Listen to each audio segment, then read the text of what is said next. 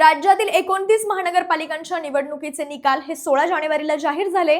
29 पैकी 19 महानगरपालिकांमध्ये भाजप हा सगळ्यात मोठा पक्ष ठरला, तर जवळपास 24 महानगरपालिकांमध्ये भाजप आणि महायुतीने सत्ता स्थापनेच्या दिशेने वाटचाल केली आहे। यात सर्वांची नजर लागलेल्या मुंबई महापालिकेत देखील भाजप आणि शिवसेनेच्या युतीने ठाकरे बंधूंना लोळवत बहुमत मिळवले। यामुळे ठाकरे आणि मुंबई हे समीकरण पुसून काढण्यात भाजपला यश आल्याचं दिसतंय।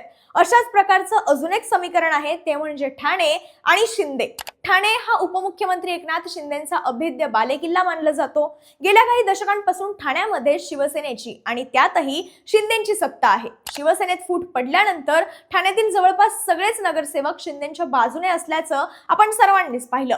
याच महानगरपालिकेत यंदा काय निकाल लागतील याबाबत अनेकांना उत्सुकता होती, पण या निकालाआधी ठाण्यात भाजप स्वबळावर लढणार की शिंदेंना सोबत घेऊन लढणार याबाबतही तर्कवितर्क हे लावले जात होते। मात्र भाजपने शिंदेंच्या सेनेसोबत युती केली आणि महापालिकेत सत्ता देखील आणली। अंतिम निकालानुसार ठाण्यात शिवसेनेला 75 जागा मिळाल्यात, तर भाजपला मात्र 28 जागा जिंकण्यात यश आलंय। ठाण्यातील 131 पैकी तब्बल 103 जागा जिंकत युतीने ठाणे क्लीन स्वीप केलंय। पण ठाण्यातील या विजयात जेवढा वाटा शिंदेंच्या सेनेचा आहे तेवढाच वाटा भाजपच्या वाढलेल्या संघटनात्मक शक्तीचा आणि त्यांच्या सायलेंट वोटरचा देखील आहे। ठाणे शहरात वरकरणी शिंदे सेनेचा प्रभाव दिसत असला तरी पडद्यामागे भाजपने आखलेली रणनीती, सेट केलेले नरेटिव्ह आणि विकासाच्या मुद्द्यांवर दिलेला भर याचा महायुतीला कसा फायदा झालाय जाणून घेऊयात आजच्या टॉकिंग पॉइंट मधून। नमस्कार, मी शीतल आणि तुम्ही पाहताय द पॉलिटिक्स।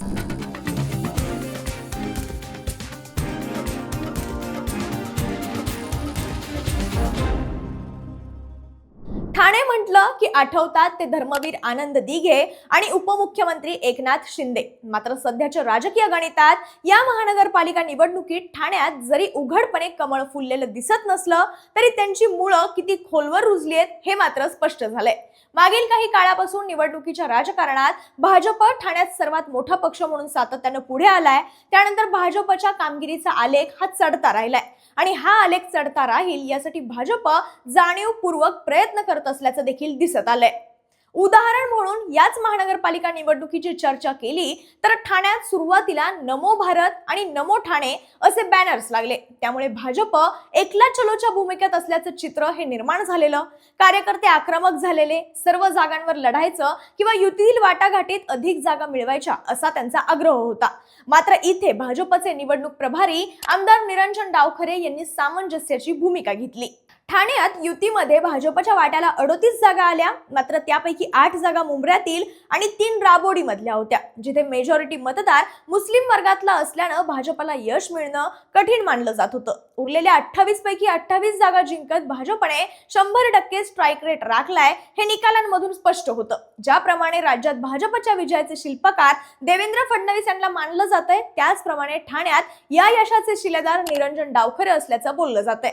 त्यासाठी काही महत्त्वाची कारणं देखील दिली जात आहेत। पहिलं कारण म्हणजे युती घडवून आणण्यापासून ते जागांच्या वाटाघाटी, दोन्ही पक्षांकडून दावा सांगण्यात येत असलेल्या जागेंचा पेच या सर्व अडचणींच्या बाबींना हाताळून निरंजन डावखरे यांना युती मजबूत करण्यात यश मिळालंय। रात्री अपरात्रीच्या बैठकांपासून ते दिवसभर चालणाऱ्या चर्चांपर्यंत ही प्रक्रिया सातत्यानं सुरू होती। दुसरं कारण म्हणजे पक्षातील अंतर्गत समीकरण जपणं हे डावखरे यांना चांगलं जमलंय। सर्व नेते मंडळींना सोबत घेत, बंडखोरी शमवत आणि कार्यकर्त्यांचा रोष किमान पातळीवर ठेवत डावखरे यांनी ठाण्यात पक्षाला एकत्रित बांधून ठेवल्याचं दिसून आलं।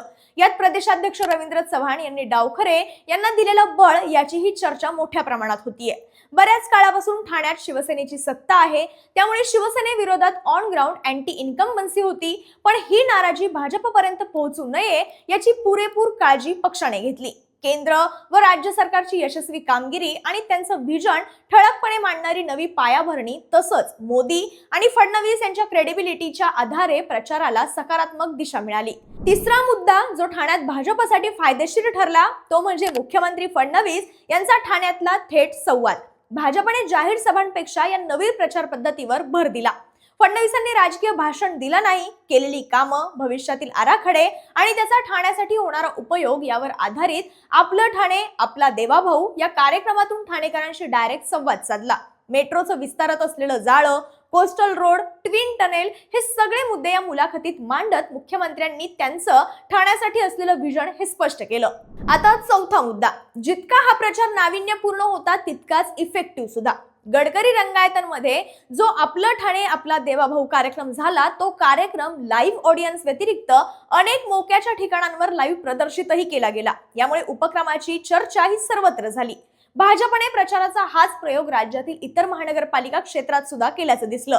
ठाण्यात भाजपने राबवलेला नाविन्यपूर्ण प्रचार मतदारांना भावला, मग तो जुन्या ठाण्यातील भाजपचा पारंपरिक मतदार असो किंवा घोडबंदर पट्ट्यातील ठाण्यात गेल्या काही काळात वसलेला नवीन वोटर. फडणवीसांनी आपलं ठाणे आपला देवाभाऊ या कार्यक्रमात बोलताना बाळकुम, कोलशेत, गायमुख अशा परिसरांची नावं घेत ठाण्याकडे असलेलं त्यांचं बारीक लक्ष आणि इथल्या विकास कामांवर असलेली त्यांची पकड ठाणेकरांसमोर अधोरेखित केली. ठाण्यात युतीमध्ये शिंदेच्या सेनेला अधिक जागा मिळाल्या खऱ्या, मात्र त्या जागा जिंकून आणण्यात मोदी आणि फडणवीस यांच्या विकास मॉडेलवर विश्वास ठेवणाऱ्या मतदार वर्गाचा मोठा वाटा आहे. हा वर्ग सहसा सायलेंट वोटर असतो, पण मतदानाच्या दिवशी त्यांनी ठाण्यात युतीला आणि पर्यायाने भाजपला देखील पाठिंबा दिलाय, हे या निकालातून स्पष्ट दिसून येत आहे. महामुंबई क्षेत्रातील महापालिका निवडणुकीबाबत द पॉलिटिक्सवर बोलताना लोकसत्ता महामुंबईचे ब्युरो चीफ जयेश सामंत यांनी एक किस्सा सांगितलेला. भाजपच्या एका नेत्याने सामंत यांच्याशी बोलताना असं सांगितलं होतं की मुंबईत कोणाचा महापौर बसेल तर भाजपचा बसेल, मीरा भाईंदरमध्ये महापौर भाजपचाच असेल, नवी मुंबईत महापौर आमचाच असेल, उल्हासनगरात महापौर भाजपचा असेल, कल्याण डोंबिवलीत त्यांचा महापौर जरी बसला तरी शिंदेंना भाजपची मदत ही घ्यावीच लागेल. मग MMR पट्ट्यात सर्वाधिक महापौर जर आमचे असतील तर ठाणे बाय देऊन जिंकलं कोण? या प्रसंगाची आठवण होण्याचं कारण म्हणजे मुंबई महानगर क्षेत्रात ठाण्यात युती करून कमी जागा घेऊन सुद्धा भाजपच क्रमांक 1 चा पक्ष ठरल्याचं दिसतंय, मुंबईतही आणि महाराष्ट्रातही. या सगळ्या आलेल्या निकालानंतर बदलत्या राजकीय चित्राबद्दल तुम्हाला काय वाटतंय? कमेंट बॉक्समध्ये व्यक्त व्हा आणि द पॉलिटिक्सला सबस्क्राईब करायला विसरू नका.